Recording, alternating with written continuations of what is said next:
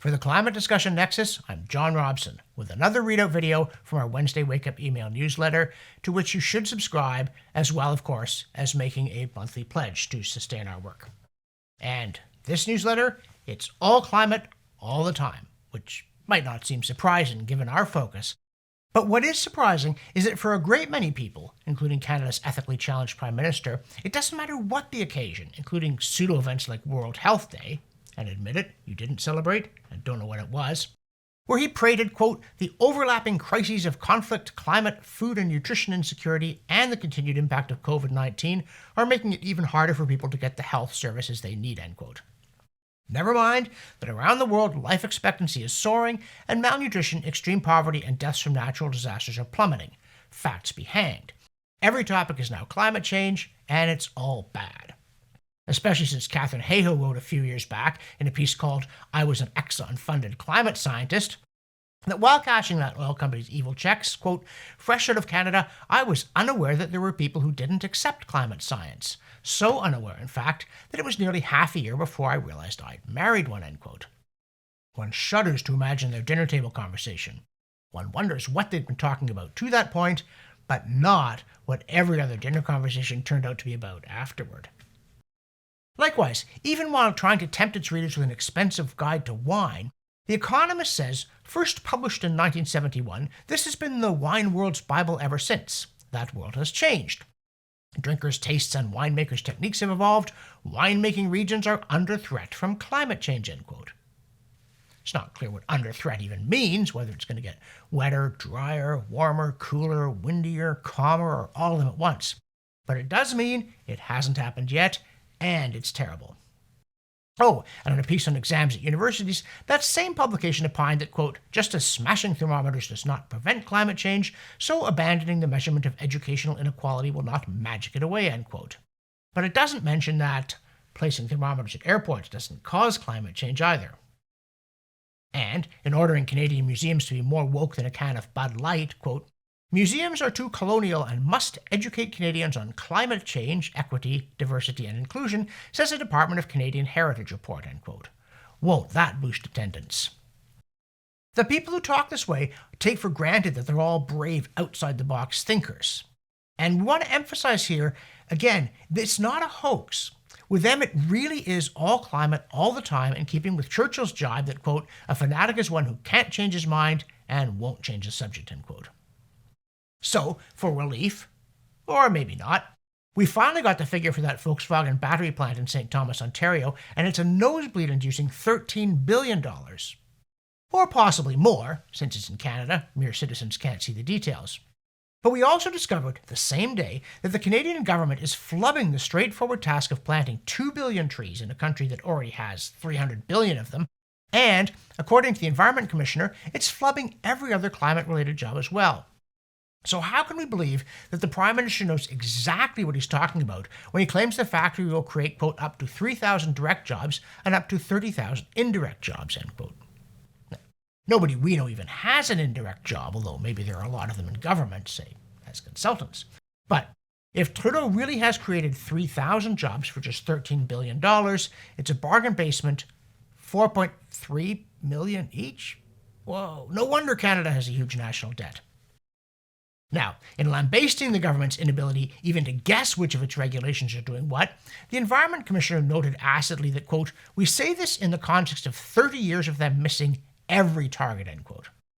Yet we're meant to believe that people who can't plant trees in a forest or hit one single greenhouse gas emissions target could guide the transition of an entire economy so precisely that the largest industrial subsidy in Canadian history can be guaranteed to bring real value for money. On a more positive note, we bring you the University of Chicago Energy Policy Institute's poll finding that, quote, a majority of Americans believe climate change is real and the pace is increasing, but fewer believe it is mostly or entirely caused by humans, end quote. And a massive international poll by Ipsos for the French electricity giant EDF finds that this kind of skepticism is going global. Quote, although at the top of the list of environmental priorities, climate change is not generating a higher level of concern, and human responsibility for it is acknowledged less and less, end quote. Alarmists keep saying the debate is over, but we say it's just getting going. And now, a word from our sponsor, and that's you. because at the Climate Discussion Nexus, we're dependent upon support from our viewers and our readers. Please go to our donate page, make a one-time pledge, or if you can, a monthly one. I'm not talking a lot of money though. If you've got it, we'll take it. $2 a month, $3, $5. That's the sustaining funding that we need to produce these videos on our newsletter. And now, back to me. And we can't help but be touched that in an effort to end the debate again, USA Today and AFP have both done a second fact check on our sea level check videos, again saying our facts are true, but bad. We responded that they should try checking Al Gore's Davos rant, where the facts are not true, or those experts who guessed before a U.S. congressional panel that the atmosphere was between 5 and 8% CO2. But no, those folks get a free pass. In this week's newsletter, we also delve into the strange Bedfellows file to ask why Canada's David Suzuki Foundation tweeted, quote, "We stand with federal government workers on strike demanding fair wages and improved working conditions. The just transition we're advocating for means healthy and fair work conditions for all," end quote. Seems that just saving Earth isn't enough for these superheroes of woke. And not to be outdone, NBC chips in, quote, "As Eid and Earth Day coincide, young Muslims are driving the modern climate movement," end quote. Including the ones staffing all those Middle Eastern oil rigs, presumably. Also, G0, published by Jerry Butt's outfit Eurasia Group, flubs basic climate math, saying, quote, "Roughly $5 trillion is needed to help the planet transition to clean energy by the end of the decade," end quote. $5 trillion? When it took $10 trillion just to get to 3% of the world's energy being wind and solar over 2 decades? These people really can't count. Now, in case you do meet any of them, courtesy of Tony Heller, we want to pass along a very good way not to start a conversation. It's safe to open with the remark that Arctic ice has been in decline since satellite observations started in 1979. But you'll have them shifting nervously away if you note that 2022 is tied for 10th lowest on record, and the record only contains 45 years, meaning it only made the bottom quarter barely despite supposed relentless shrinking of ice.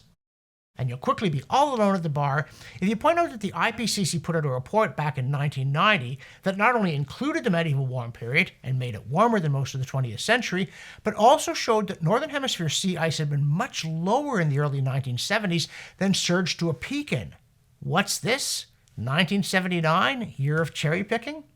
It did then decline, but as of 1990, it was nowhere near as low as in 1974. And if you then mention that Southern Hemisphere sea ice declined from the early 70s to a low in 1980 and then rebounded, security will escort you from the premises, allowing you to escape their tedious monomania. Now, regular viewers and readers know that here at the Climate Discussion Nexus, we think zealotry and error are the driving forces behind disasters in human affairs, not conspiracies. We try to keep people from becoming paranoid about the WEF, COVID, and some vast plot to kill off humanity so as to enslave the skeletal remains. But they don't make it easy. Instead, in an amazing piece of drivel, a report by Canada's Public Health, Climate and Raging Communism Agency announces, quote, "Fundamental changes in our socioeconomic structures are needed to rebuild our relationships with each other and with our planet," end quote. And you know just what kind. Quote, "These core drivers of climate change, extraction, capitalism, and colonialism, were also described as the root of polarization and fragmentation witnessed recently in public health," end quote. Right. It's not central planning, casual shelving of key rights, or public sector arrogance. Climate ate my healthcare, and capitalism ate my climate. But as usual, they don't have a plan. They just have a plan to have a plan. Quote, "It's really about the foundations of our society, the capitalist system, the culture of extraction, and we need to change that. How do we do that?" End quote. How indeed. Not, we dare say, with staging and costumes so unpromising you wouldn't give them candy on Halloween. And speaking of having a clue, how people know things, or why they think they know them, deserves careful attention, and not just by philosophers who tumble into wells while gazing at the stars thinking, how do I know I have legs? As Laurie Goldstein said of the Canadian Environment Commissioner's latest scathing report, quote, "Among his findings, the feds don't know the extent to which their greenhouse gas regulations are actually reducing emissions because they only calculate total emissions based on computer modeling," end quote. Oh, really? All those numbers that get thrown around and thrown at the government when it misses its targets yet again are not based on real-world measurements at all? It doesn't matter to our environment minister, who blathered, "We won't stop fighting climate change while we figure out reporting methodologies," We are moving full steam ahead with an ambitious climate plan, end quote. Just no actual facts. And the weird thing is, I wrote a column about this in the Ottawa Citizen so long ago that you can't find it online. It was back on September 4th, 2002, and it said the Canadian government couldn't meet its Kyoto commitments, or even really try, because it had, ready for it, no idea where the emissions were coming from or in what amounts. For the year 1990, I wrote, quote, this newspaper alone has given figures of 682, 726, 694, and 705 megatons in stories over the past 3 years, end quote. And in the, can it really be 21 years since I wrote that, they still haven't figured out that they know nothing? Maybe a little humility would do them good. And speaking of knowing things, this week in Cool Climate Data, we're continuing our dive into the large collection of up-to-date climate data hosted by Professor Ole Humlum at climateforyou.com. Last week we explained his preference for the UAH satellite data set, a judgment recently confirmed by NOAA scientists. But Humlum also looks at datasets based on thermometer measurements on land and sea, and of those he thinks the best are the HADCRUT record. That's an ugly semi-acronym for the Hadley Centre, University of East Anglia Climate Research Unit temperature measure. Even the HADCRUT ocean record suffers much monkeying around and adjustments. They're just not as bad as the kludges applied to other data sets, and in modern climate science, that's what passes for praise. Still, Humlum does what he calls maturity diagrams, in which he compares the current version of the data to what the same team published in 2008 to see whether they've been fiddling around to make things warmer, which is red, or cooler, which is blue. And suspiciously, there's a lot of blue before 1980, especially after 1895, meaning they're making cooling adjustments for earlier times, which helps tip the trend up. But there is also a lot of red, whereas from 1980 onward, it's all warming. They even seem to have tried to smush out the falling temperatures from 1940 to 1975 that triggered a cooling scare despite rising CO2. Now, here's the same maturity chart, but this time for NASA, not HADCRUT, and it indicates a much bigger hot red thumb on the scale. Apparently the IPCC and the climate science crowd see nothing wrong with all these data fiddles, though if you asked a group of competent statisticians to create the adjustment chart you'd expect if someone were manufacturing a warming trend, you'd pretty much get NASA's. And speaking of adjustments, last week we reported on a new paper from NOAA scientists radically cutting their own estimate of atmospheric warming. But in that paper, they did claim there was an apparent acceleration in warming very recently. Maybe they had to insert that to get the paper published. But in a post at Judith Curry's Climate Etc. blog, economist Ross McKittrick points out two problems. First, whenever the data show an apparent slowdown or even halt in warming, alarmists insist that you can't cherry-pick one little segment like they just did.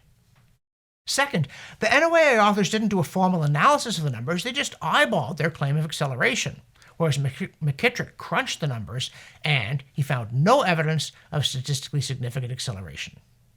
Finally, from the CO2science.org archive, we bring you a researcher's look at dust debris from the Aral Sea while, quote, attempting to trace the variations in atmospheric dynamics in Central Asia during the past 2,000 years, end quote, in which they found a dramatic transition from the medieval warm period that alarmists say didn't happen to the Little Ice Age that they say didn't matter.